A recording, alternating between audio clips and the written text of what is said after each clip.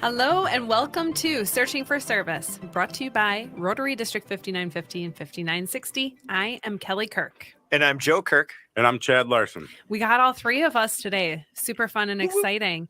Before we dive into who our guest is today, though, Joe is going to remind us of our show's purpose. Awesome. The purpose of the show is to expose Rotarians and non-Rotarians to service opportunities. And we do that by having amazing guests on that highlight incredible organizations, projects, and then things that Rotary does. And, ironically, we believe that Rotary is the best vehicle for delivering service. And the show also is an amazing educational device for all people that are looking to be educated about Rotary. We have shows about everything so far. And so check out our library of shows. It's over 50 now. So, we're excited about that. It's a good plug. Nice job, Joseph Kirk. Appreciate you. So we have yet again another amazing guest. And so we have joining us today, Erin Bagniewski, who is the Executive Director of Africa Strong. She's also a fellow Rotarian, a member of Minneapolis University Rotary Club, or also known as MERC. Welcome, Erin. We're happy to have you. Thank you for having me. I'm excited to be here. We're excited to hear some stories of the volunteer work that you do with Africa Strong and how you got to become a Rotarian as well. And so really in this first section, we love to get to know our guests. So I'm going to ask the first question. Where do you live? I am based here in Minneapolis. I've been in my condo about 19 years now, even though I leave it every once in a while for long durations. Beautiful. And so have you always been in the Twin Cities, Minnesota region? I grew up in La Crosse, Wisconsin, but crossed the border for college and have stayed here in Minnesota outside of my travels ever since. Hold on. I knew I noticed something very similar amongst you two. Hold on a second. I'm from La Crosse, Wisconsin. Seriously. I am. Now, we can talk offline, but I do have to ask, did you go to Logan or Central? Central. Okay, this is why we don't know each other. I'm just kidding. The North and the South. There is a clear-cut division between the North and the South. Now we know that there's a clear-cut division between Minneapolis and St. Paul. So we're like familiar with it. So we're in tune with it. All right, you guys, your turn. You get to go ahead and ask Erin a question. So you brought you across to go to school here. When did you get started? And tell us a little bit how you got involved with Rotary. I started my Rotary experience in 2017 when I lived in Uganda. Wow. So after a 16-year career in consulting and 12 years of corporate America, one day I said, I resign. And within about 2 months, I was on a plane to Zambia and did a 6-week volunteer and community development program. So spent a lot of time in school, and Africa just got in my blood, and education's always been in my heart and a passion, and came back not knowing what I was going to do. And thankfully, through some networking, got a job with Health Partners, moved to Uganda, ultimately ran their field office, and lived there for a little over a year. And a way to integrate myself, got involved in Rotary. So went to a Rotary meeting and kept going, and eventually got talked into joining club there, which the rest is kind of history. That's cool. Cool. That is so cool. That's probably the most unique path, I think. I would say so. Yeah, definitely a unique circumstance. And so you were working with Health Partners over, like, I'm very fascinated with your story. So you cut the ties with corporate America. It sounds like. What was kind of like the straw that broke the camel's back for you? Yeah, I was always able to tie my work to a greater purpose, impact for people, even though I was at a company with 300,000 plus individuals. Whether I was improving a hiring process to make individuals feel like a valued employee versus a number, or helping a cancer nurse feel like she could spend time talking to a patient who was newly diagnosed versus worrying about the documentation in the system. And was moving into a new role that the organization was helping create to create change and provide a new challenge for me. And I just couldn't make that connection. And so one day I said, I quit about a week before the transition was supposed to happen. And everyone said, what? We just created this new role for you and we're creating change. And I said, yeah, I really need change. And they're like, yeah, that's why we're creating this new role. And I said, no, I'm going to Africa to volunteer. And so it kind of sunk in the drastic change that I needed and what I was looking for and something more. And that kind of started the journey of now the last 7 years of service being a very important part of my life. Do you remember what your first service project was when you joined Rotary? Well, she was already. In Uganda, I think the first thing I did was probably unpack a container of books from Books for Africa.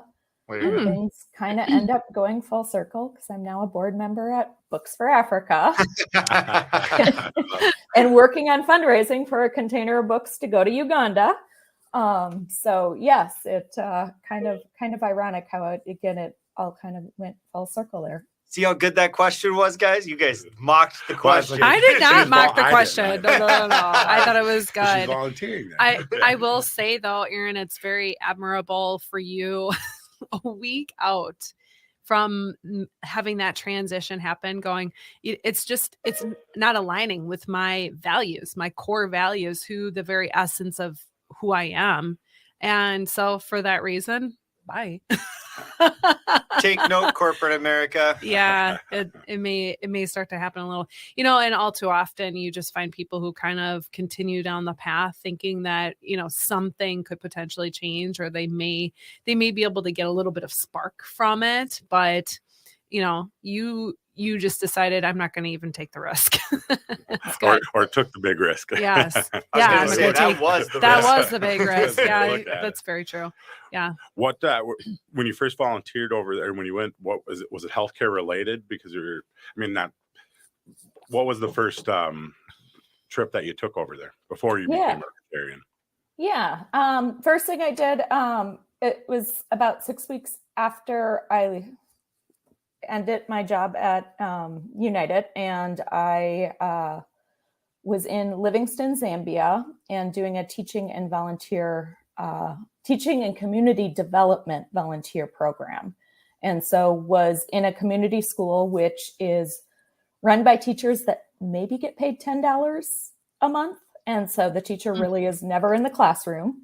And so my first experience was showing up at school day one and a classroom of 60 fifth graders, no teacher. Day two, teacher walks in, writes a math problem on the board, solves it, writes maybe 4 other math problems for the students to solve, and leaves.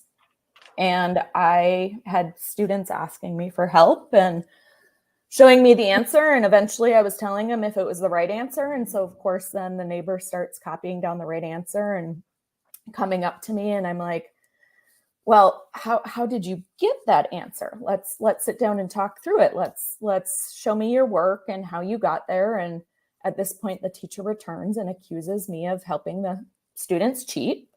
And it was just such a mind-blowing experience because I just questioned how these children ever have an opportunity to succeed and how they're learning and how they know what they already know, given how little they're being taught. And I didn't necessarily fault the teacher because the teacher really isn't being paid and isn't trained to be there to support teaching the students to begin with. They have no materials. There was no chalk. The chalkboard, even if you had chalk, couldn't be written on. And so the learning conditions just were something that I had never experienced or expected to experience, and have always had a passion for education. And that's where I kind of learned that I didn't have to be a teacher to have an impact on the education system and the education of young children. So it was the start of kind of the journey I've been on the last 7 years. Yeah. You're hitting a chord for me, as education is my background. I'm not doing much with that anymore, but I'm helping people learn about mortgages. So there's still an education component to it, but in the short amount of time that I did work in the education system, you've been hearing a story like that as compared to like what the education system looks like here in the state of Minnesota, for instance, or even nationwide for that matter. We have a really nice platform. Not all things are created equal, but definitely hitting a chord for me right now. It's sad. It's really sad. But yeah, I When you first remember. Oh, go ahead. No, finish. I was going to say, I remember telling a student to take out their pencil and start doing the assignment, and shame on me, the kid didn't have a pencil. And that would have never crossed my mind, and no other student wanted to lend the kid a pencil, because if they did, that meant their pencil disappeared that much faster. Wow. So just the basic things that we take for granted every day, and the pens I collect all the time that I am just laying around. Oh my gosh. I know, like high demand. That's wild. It's simply wild. So How was when your first land over there? Was it a challenge? I'm sure all the transportation but just tell us more about even that first journey to get to the first day. Actually, I think let's hold off and we'll save it for the next segment. Way to tee that one up. As a reminder, you are listening to Searching for Service. I'm Kelly Kirk. I'm Joe Kirk. And I'm Chad Larson. We'll be back. Hello and welcome back to Searching for Service, brought to you by Rotary District 5950 and 5960. I'm Kelly Kirk. I'm Joe Kirk. And I'm Chad Larson. As a reminder, you can find us on your favorite podcast platforms, and you can find us by looking up Searching for Service. Like, subscribe, all that good jazz too. Love 5-star reviews. You can also find us on YouTube on the Searching for Service page. We're trying to get all of it in. It's a mouthful. Holy cow.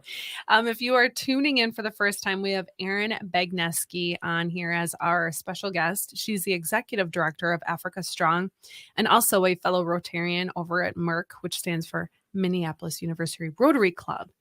Welcome back, Erin. So we ended with quite question, the cliffhanger of a huge cliffhanger, and we're gonna pose the question again. So go ahead, Chad. So I was asking, to get to that first day of class that you were there, I'm sure there was a lot of nerves, but also a lot of travel. Just tell us about how difficult it is to get get to where you can have the impact that you had. Yeah.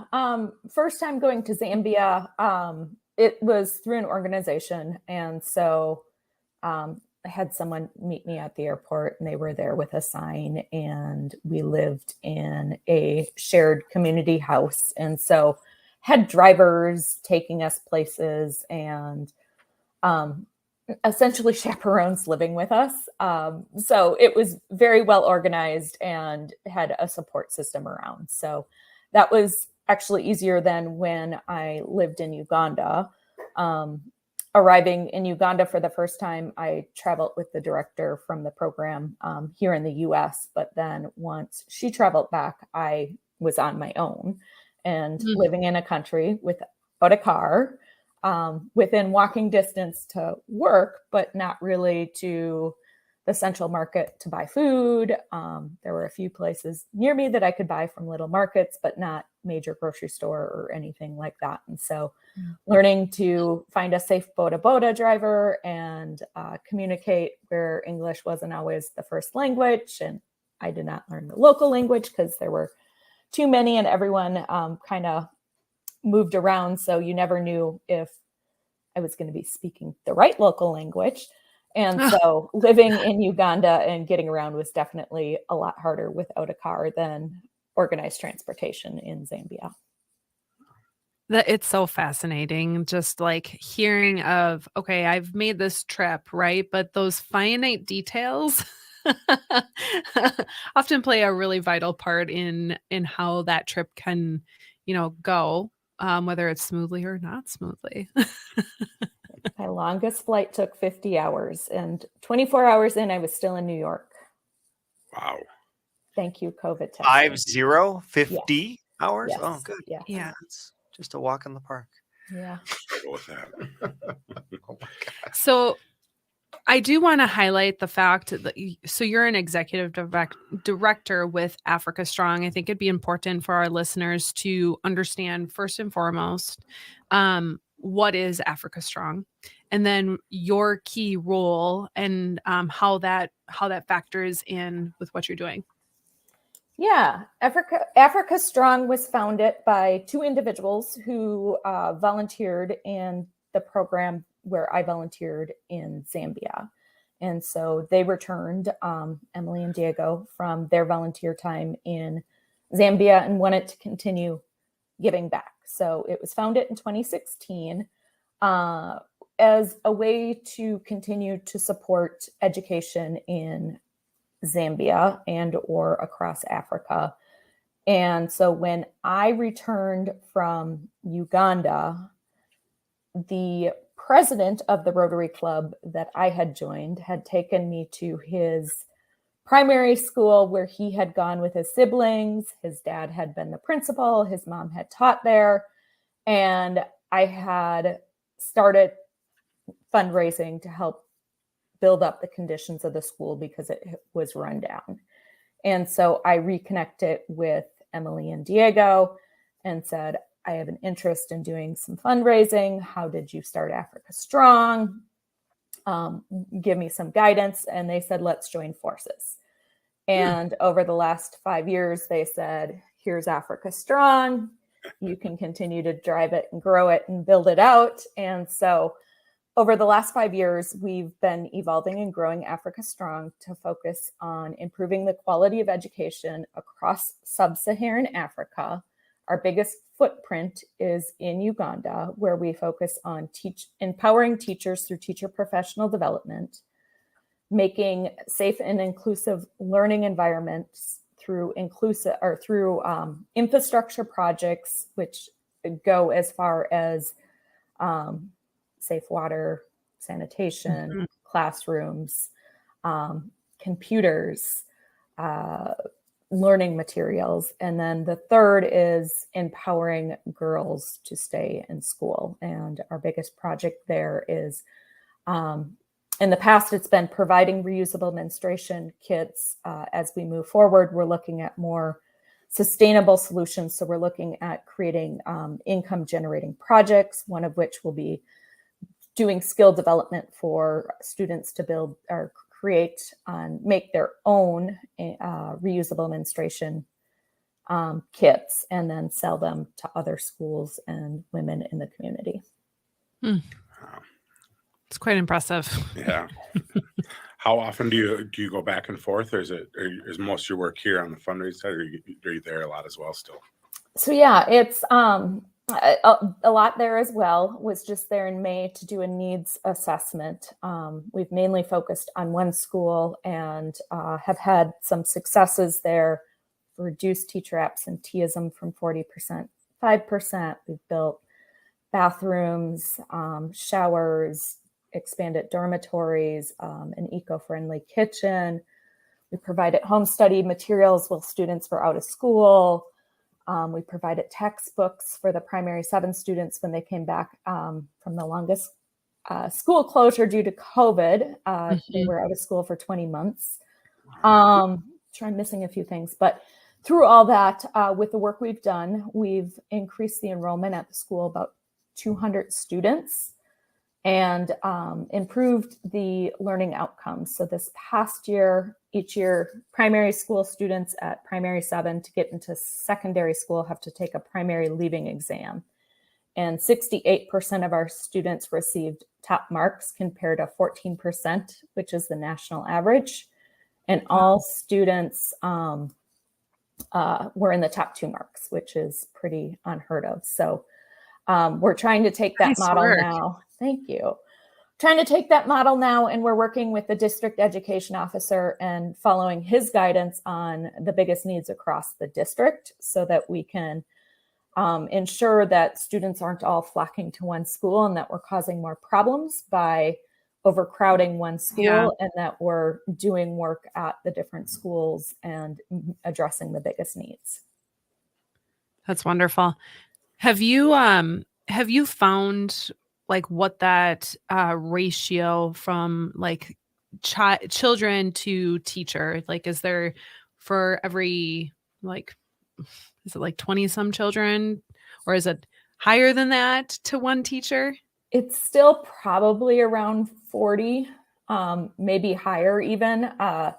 So the government in Uganda pays for one teacher per 55 students.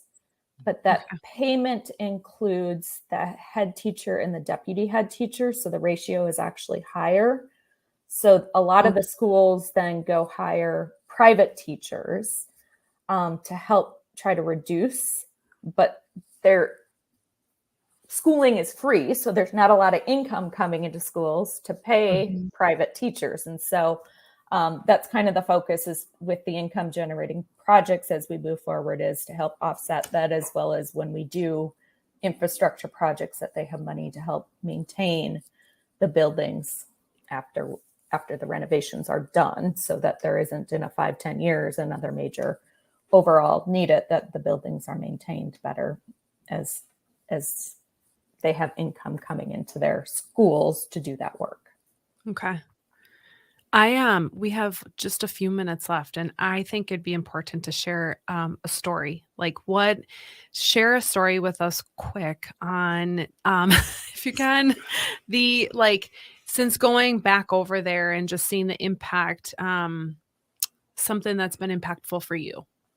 Yeah, I think the biggest thing is last March, I had my dad and 6 other family members travel with us, and we ended up at Bagniewski Primary School as well as a couple other schools, and we did the safaris, we did gorilla trekking, and as impressive and once in a lifetime opportunities those were, I think what left the biggest impact and mark on all of us was delivering books and visiting the schools. And for me to see that after having spent the time there and maybe adapting a little more and not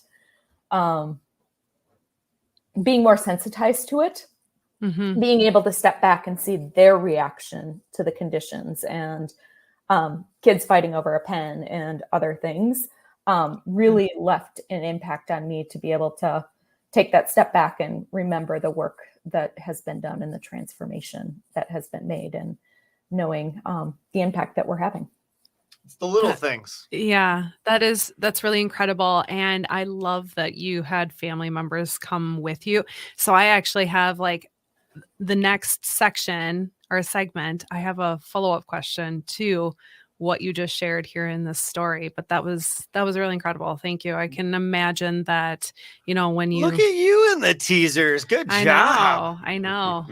Yes. Thank you for that story, Erin. As a reminder, you are listening to Searching for Service. I'm Kelly Kirk. I'm Joe Kirk. And I'm Chad Larson. We'll be back.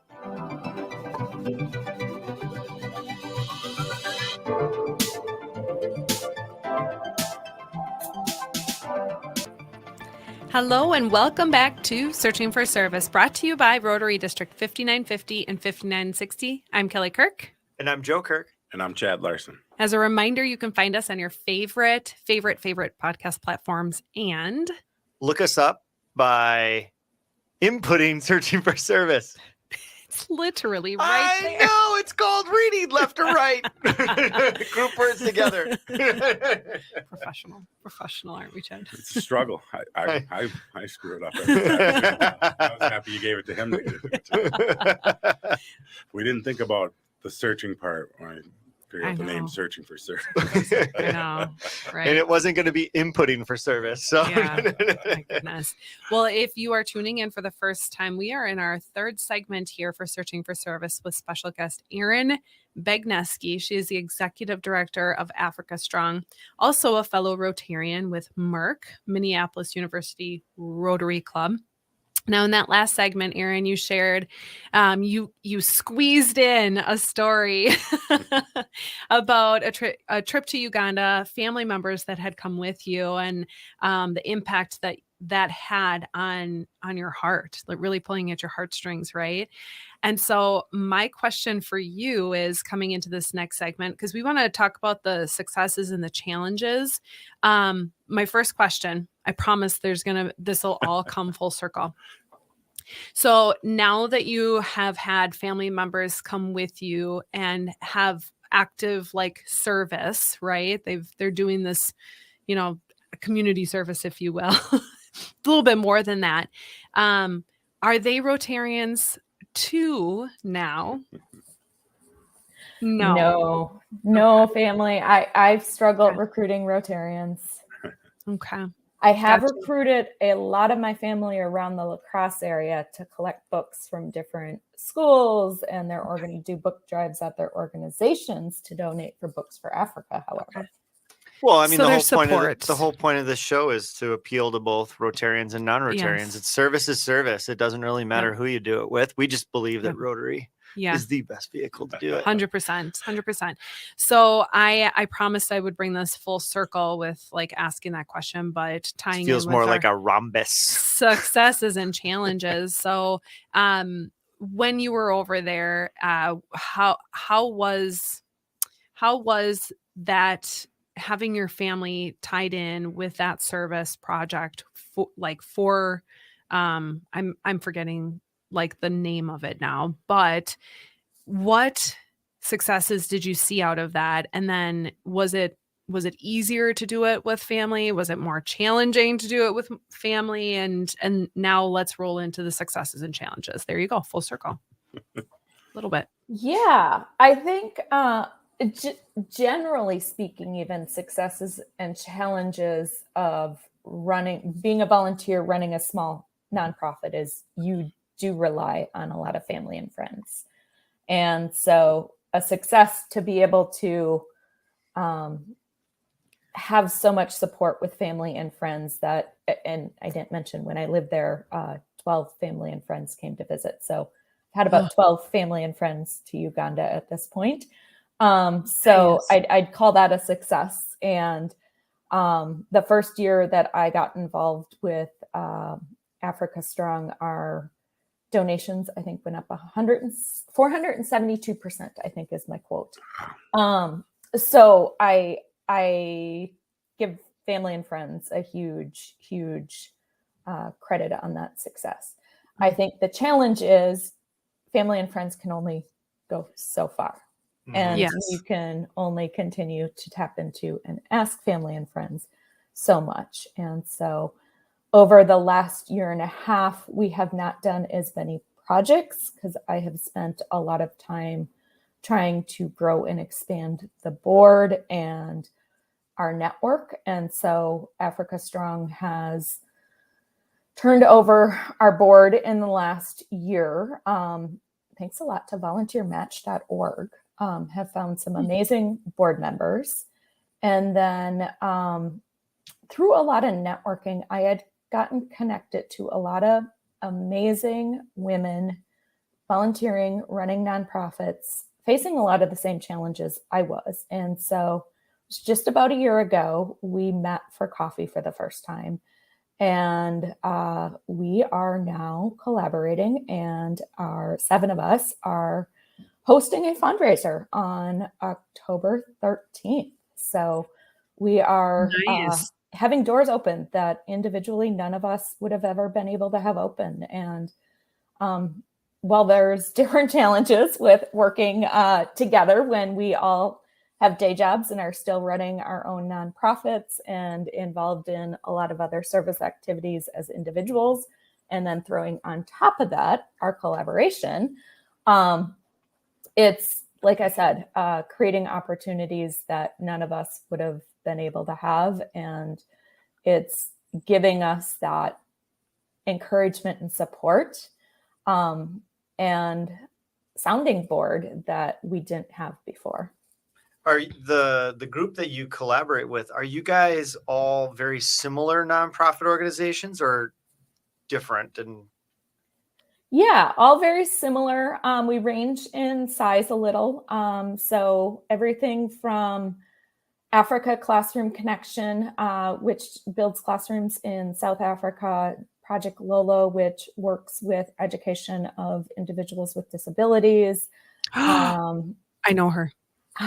Love it. She is a Rotarian in the Leslie? University of Minneapolis Rotary Club, and Leslie? yes, Oh, yes. So thank goodness. I'm so happy I'm happy she found a Rotary Club. Wonderful. Yes. Maybe you'll have to come to our event and I will. another Sorry. lady. That, like, I was like, I know exactly Little who you're plug. talking about. Yes. Yes. Sanitation and literacy in Ghana, her arts and action in Burkina Faso, holistic ministry of children in the Horn of Africa in Ethiopia. They build schools, do teacher professional development. But yes, all kind of a woman education, literacy, empowerment focus across all of us. So that has to be really helpful that you guys can steal a ton of ideas from one another, and because it is Collaborate. very collaborative and analogous. That's a really creative way to leverage each other, because I'm sure scaling is probably all of your most difficult challenge, right? Yep. Yeah. Very cool. Yeah, we, like I said, doors that would have never opened before.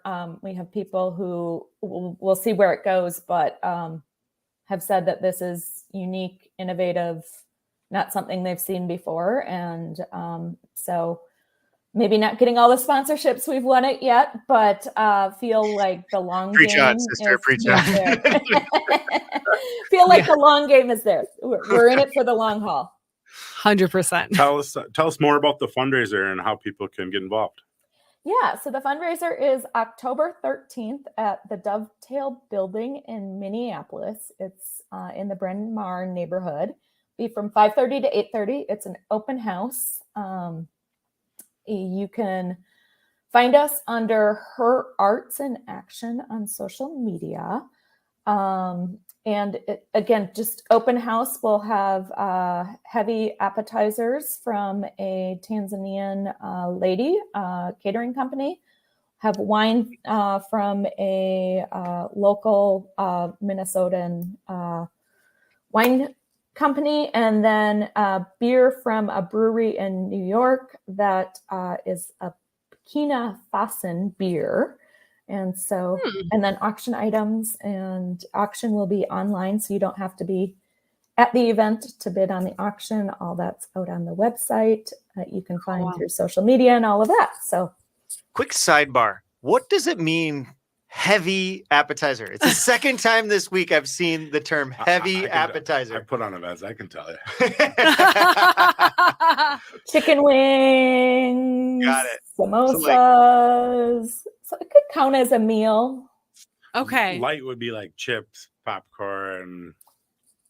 Okay. Peanuts. Literally. I mean, that's when you're working on that kind of stuff, they're like, that's kind of I love it. Heavy apps. Not heavy, to derail heavy the conversation. orders. I'm like, what is the heavy? Isn't that an entree? It's appetizer food, but can count as a meal, I think, is how I would describe it. That's how I'm going to start describing my overeating. Is I had many heavy appetizers. Oh my gosh. Anyway, has the Rotary supported, or has it been more of a network for you? Have they has on the local level or other levels different clubs supported you? Haven't actually tapped into that, which probably is an oversight on our part.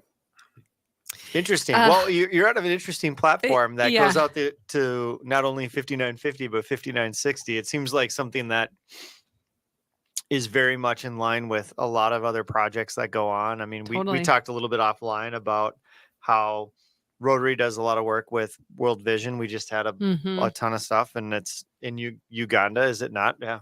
Yes. Right? Yeah. So that's where Lloyd was leaving. Lloyd is literally. I was going to say on a plane probably to Uganda right now. So I mean, and for our listeners, just to kind of tie this up, so you understand who we're talking about, Lloyd Campbell, who was the former district governor of 5950, and he is who got us connected to Erin Bagniewski. So. Well, and you want to talk about some extra value to this show, all those out there listening, we're going to connect some dots here. We're going to make some things happen. Love it. Well, and I think your previous guest, Kyle Hagen, Yep. Mhm. we know each other because I went to college with his cousin and hadn't seen each other in about 20 years until he popped up on my Facebook standing in pictures with members from the Rotary Club of Emberara. And I you're was like, what are you doing there with my past fellow Rotarians? That's Amazing. so cool. We're really excited to jump into this next segment and talk about vision for Africa Strong, Erin. So stay tuned, everyone. You are listening to Searching for Service. I'm Kelly Kirk. I'm Joe Kirk. And I'm Chad Larson. We'll be back.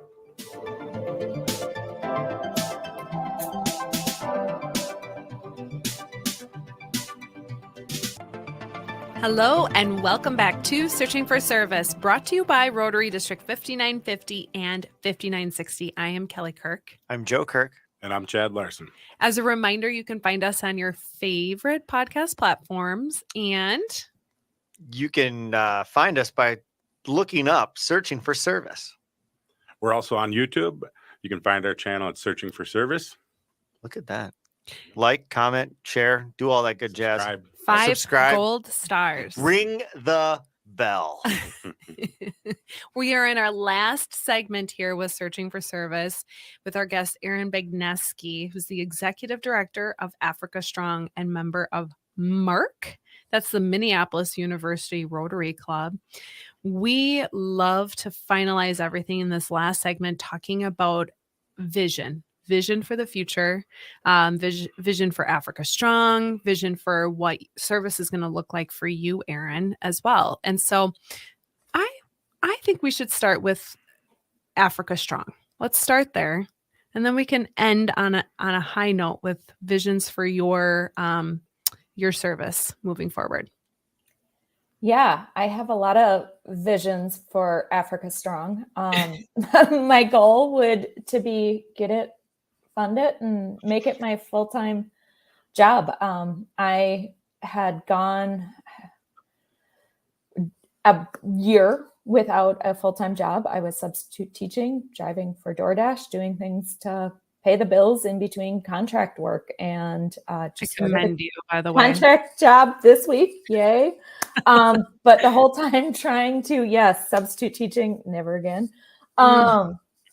But trying to do what I could to help grow Africa Strong, and had many people who have been in the industry say normally they tell people to stay as volunteers, but they see something different with Africa Strong. And so that's been my motivation to keep going, and would talk to people about the type of work I was looking for when I was looking for contract work, and then talk about Africa Strong. And the reaction was always, no, you need to figure out how to get Africa Strong funded, because that's where your heart is, that's where your passion is. Yeah. And I was working 40, 60-hour weeks between Rotary and Books for Africa and Africa Strong without having a paid job. So the vision is really to make it sustainable and take the model of what we've done and learn from it and grow.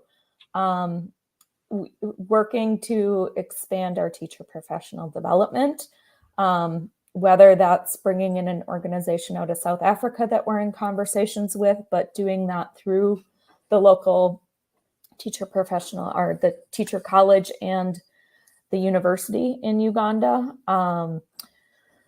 Hopefully getting grants, but also setting up, like I talked about earlier, the income generating projects at schools so that they have a source of funding, and then doing projects through grants and a small source of loans, that there's more ownership and accountability for the schools as they move forward.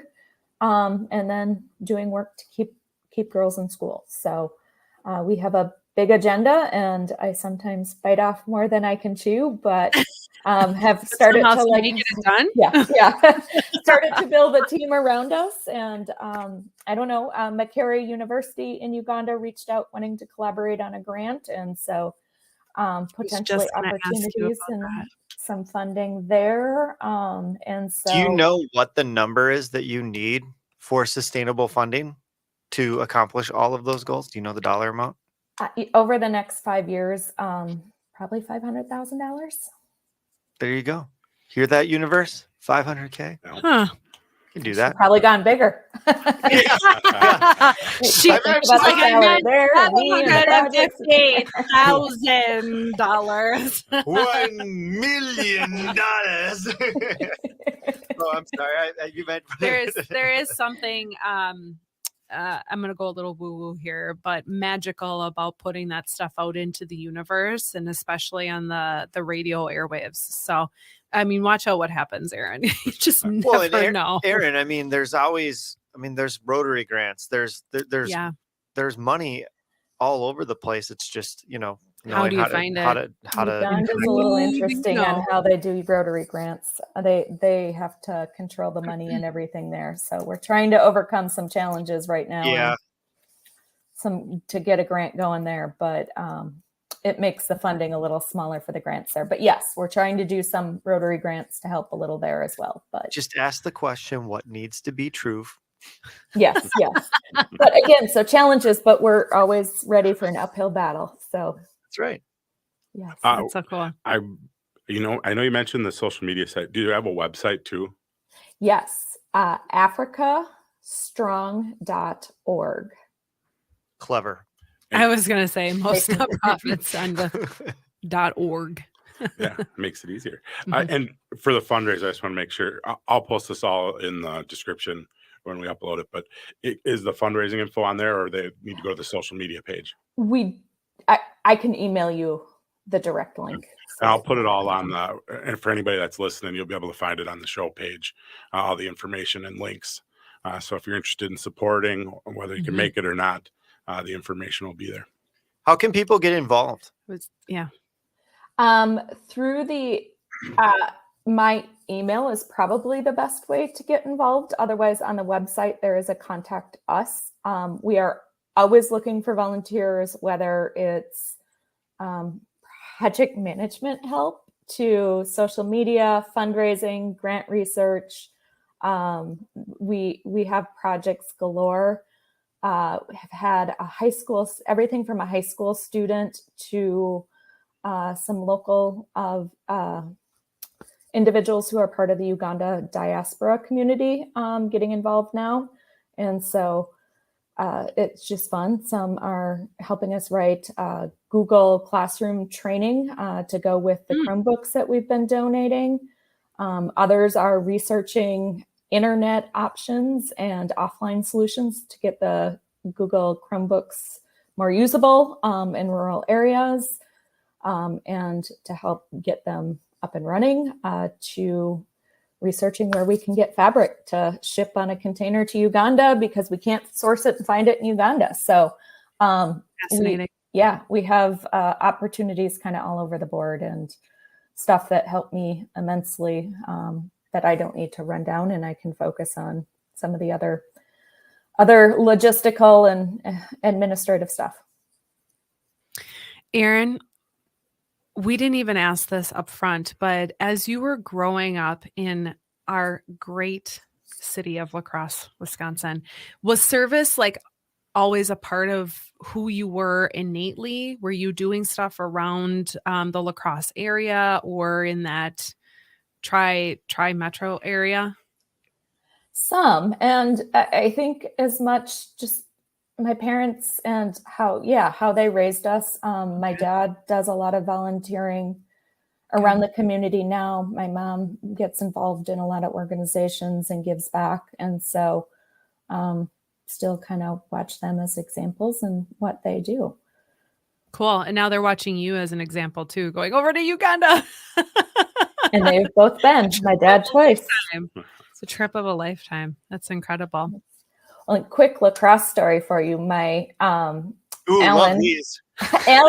was the president of the Rotary Club when I joined, and our NGO partner in Uganda, was just here in Minneapolis for a week, but we spent half the time in La Crosse. Oh, so okay. Of course, we visited the world's largest six-pack. Of course. Oh my gosh. Well, I think he was impressed. because I've World's never done it. largest six But pack. What the heck? my mom used to work at what was formerly known as Highlands, right? So she used to work there. Yeah. So We just lost half our audience because they're like, we're talking about Wisconsin. I Come know. on. Well, I can bring it back to Rotary. I think There he we was go. most impressed. We were walking down the street and there was a mobile clinic with Rotary logo all over it. And we had to cross the street and go have his picture taken in front of that. So, Oh, Yeah. very cool. Now this was in La Crosse. mhm. Oh my gosh. I mean, La Crosse isn't that big, so it actually doesn't surprise me. You said it, man.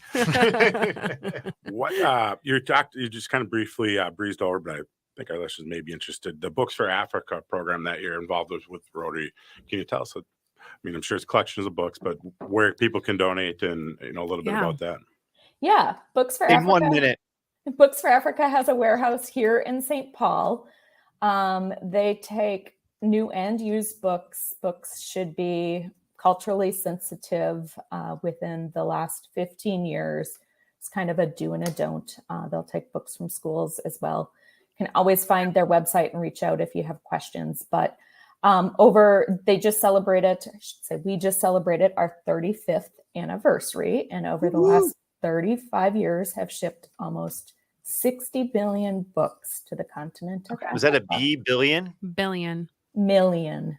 Oh, Million. I was going to say, holy smokes. No, still I a mean, lot. there's still 400 million children in Africa, so still a lot more books to Yeah. get in the hands of kids, but world's largest, across the U.S., largest shipper of books to the continent of Africa. Wow. Beautiful. Well, Erin, it has truly been an honor to have you on Searching for Service. And you're all tuned up for your TV interview now. Yes. Oh my gosh, that's right. You killed it. You did great. You did awesome. Thank you so much, Erin. We appreciate you coming on and talking to Africa Strong and how people can get involved. It was such an honor to have you on. Thank you for having me. You made it super fun and easy to chat. I enjoyed it. We love it. Thank you so much. Thank you. Thank you so much for tuning in to Searching for Service. I'm Kelly Kirk. I'm Joe Kirk. And I'm Chad Larson. It's time to stop searching And start serving.